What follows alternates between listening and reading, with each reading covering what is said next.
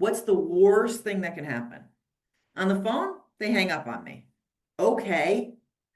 So I'll even take it back to this. Before I started as an SDR, I started selling door to door. I sold encyclopedias door to door. And there they would actually answer the door and they could slam it on, my face. And that Yeah. happened quite a bit. And so I actually started with that because I wanted to face my fear of Hmm. objections, rejection. And I thought, well, door to door sales will do it. These days, you would never do it. Oh my gosh, can you imagine? I don't even answer my door. But I think it's really important to know the role that you're in providing value, believe in your company, believe in what you're doing.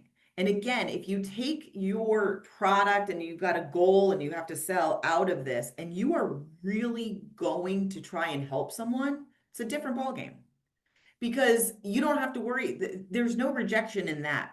Well, they could say that they're not interested or want to hang up, and that's fine. But again, that might help you change how you approach somebody.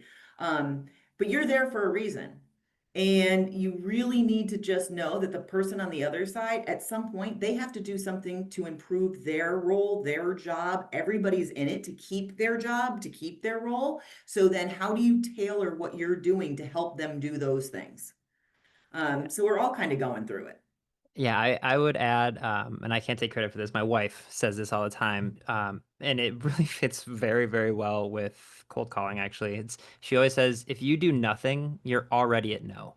And so I think about that from an imposter syndrome standpoint all the time. I was just telling Kelly before we were talking about this before we started recording. My wife just started her own business, and at first she was nervous. She has imposter syndrome because she's like, "What? I don't know." You know, she's a florist now, and she's like, "I don't know what I'm doing." But she keeps saying, "She's like, yeah, but if I don't do it, it's the same as failure. It's the same as having done nothing." And so, it's just like it's this thing where we say it all the time. It's like if you don't pick up the phone and try to cold call, if you don't try to have those conversations, you're already at no, and that's the worst thing anyone can tell you.